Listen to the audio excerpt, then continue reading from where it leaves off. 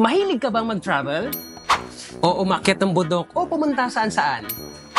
O kaya naman, mag-selfie sa magagandang lugar? O kaya naman magtrabaho kung saan ka lang abutan? Pero problema mo, palagi ka na lang lobat?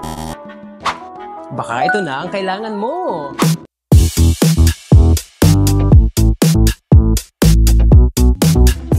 What's up guys? This is Sandy Jones Pilarca aka Lost One, a food and travel content creator na umiikot sa buong Pilipinas para ipakita ang ating mga nagagandang destinasyon, nagsasarapang mga pagkain, mayamang kasaysayan at makulay na kultura natin. But this time, iba ang ipapakilala ko sa inyo. Isa sa mga perfect travel companion ko sa pag-ikot sa Pilipinas, ang EcoFlow River Tree UPS. So bakit siya naging perfect travel companion for me? As you all know, for the past 7 years of traveling in the Philippines, napakarami kong mga pinupuntahang lugar. Mga probinsya, mga liblib na areas tulad na lang ng mga bundok, ilog, dagat, islands at napakarami pang iba. Perfect siya for me kasi para siyang isang malaking power bank or power station where I can charge all my gadgets and equipments just in case or emergency na kailangan kong i-charge yung mga equipments ko. Hindi naman lahat ng area sa Philippines ay may kuryente. May mga lugar na zero supply ng kuryente. Alright, so ngayon ipapakita ko naman sa inyo kung paano i-operate ang ating EcoFlow River Tree UPS. So kailangan natin siyang i-turn on para makita natin yung indicator niya kung ilang percent pa yung ating power station. So ngayon 98 and ito naman yung kung ilang oras pa siyang pwedeng gamitin. Merong output and meron ding input kung naka-charge siya. So makikita natin kung ilang watts yung pumapasok sa kanya and yung nilalabas. So ngayon, I have extension para makapag-charge tayo ng maraming gadgets. So i-turn na natin tong AC. Saksak natin tong extension. So wala pang lalabas dyan since hindi pa naman nakasaksak yung ating mga gadgets. First, we're gonna charge our laptop. So makikita mo dito, nalalabas kung ilan yung kinokonsume ng ating laptop. So from 25, 17, 16, nagbabago siya. Nagbabago rin kung ilang oras pa siyang pwedeng gamitin. Next, mag-charge naman tayo ng ating power bank tsaka itong phone. Yan, nag-charge na siya. And then, naging 39 yung ating output. 43, 53. So, tumataas, depende sa kinukonsume ng ating gadgets. And of course, hindi lang mga gadgets ang pwede natin isaksak dito. We have the fan na isasaksak din natin ngayon. Yan. So ngayon, yung output natin umabot na ng 100 plus. Ngayon, 110, 109. So doon lang siya naglalaro. At nagbago rin kung ilang oras na lang natin pwedeng gamitin itong EcoFlow River Tree UPS.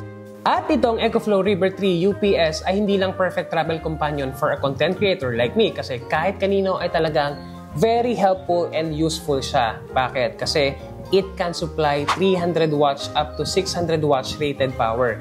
And kahit saan, pwede nyo siyang dalhin kasi magaan lang siya.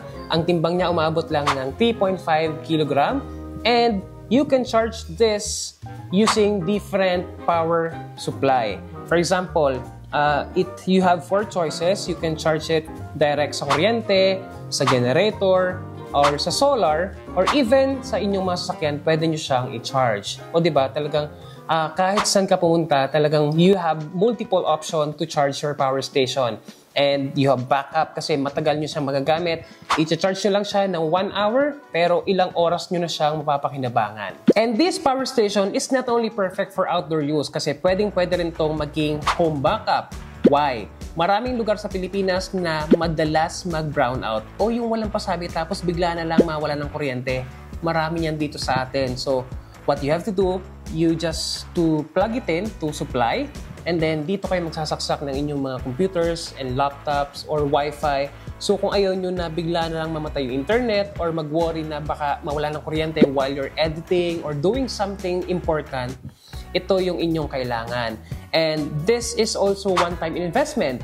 It can deliver up to 3,000 cycles. So magagamit nyo siya for 10 years. Pero syempre, hindi mo naman gagamitin to everyday. Talagang magagamit mo siya more than 10 years.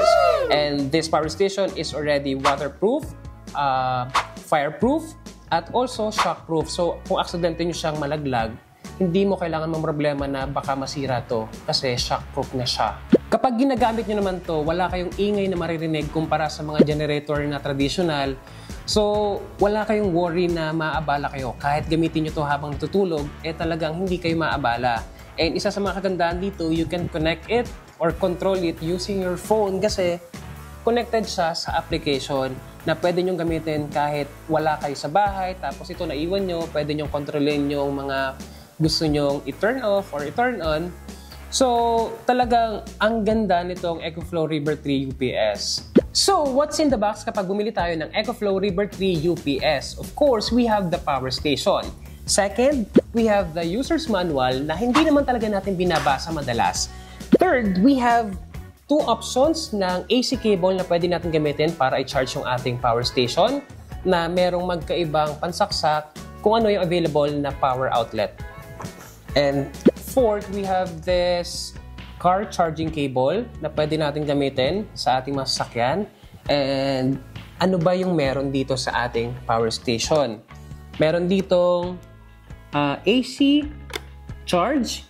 Ito yung gagamitin natin para isaksak siya sa mga generator or sa direct power supply. And then dito naman, ito yung solar car input. So, for solar tsaka sa mga sasakyan, dito siya sinasaksak. And para naman sa output, meron tayong dalawang USB-A na kaya mag-supply ng 12 volts.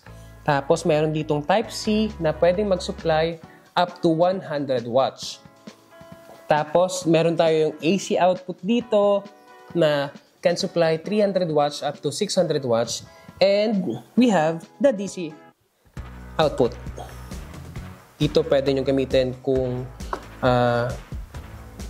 yung pang Yossi.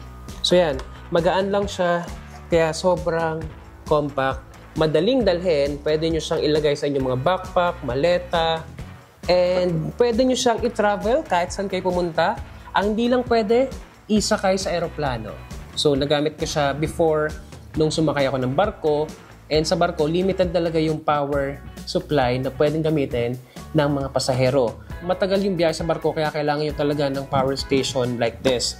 Nagagamit ko rin siya while at the boat, while on the way sa mga destination na pupuntahan namin. Talagang useful sa akin to. So, thumbs up. Ngayon naman, 96% pa ang ating power station at nagko-consume lang yung ating electric fan ng 45 watts.